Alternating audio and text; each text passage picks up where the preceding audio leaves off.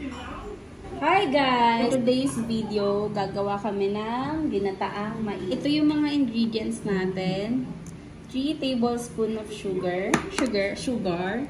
1 cup of rice, 1/4 kilo of malagkit, 1 can of cream corn, coconut milk, and coconut cream. So, first pong gagawin ay hugasan po yung bigas po natin. Hugasan muna natin yung malagkit. Hugasan na din natin yung bigas. Hugasan na natin yung malagkit at bigas. Ngayon, papakuloan na natin. Bali, lulutuin natin siya gamit itong coconut milk.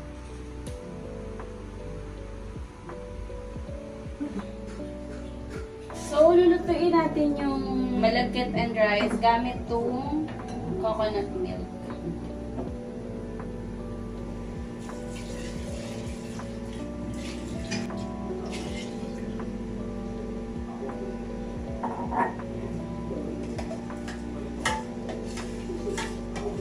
Kailangan natin siyang haluin for time to time para creamy yung texture ng malagkit natin at saka ng sabaw.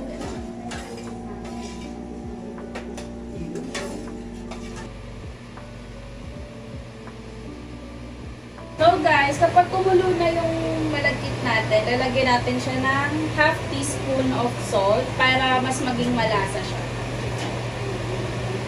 Then, haluin lang ulit natin. Maganda din na hinahalo natin siya for time to time para hinikit yung malagkit sa kaserola natin. Yan. Then, hintayin lang natin maluto yung malagkit tsaka yung bigas. Then, ilalagay na natin yung cream corn. Kasama. May ads na naman.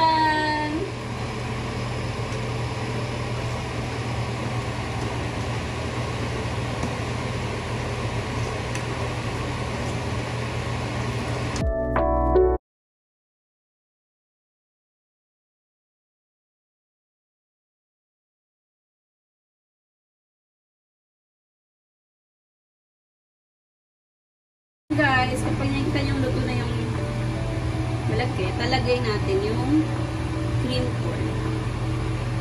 Hindi siya i-drain. Hindi na siya i-drain.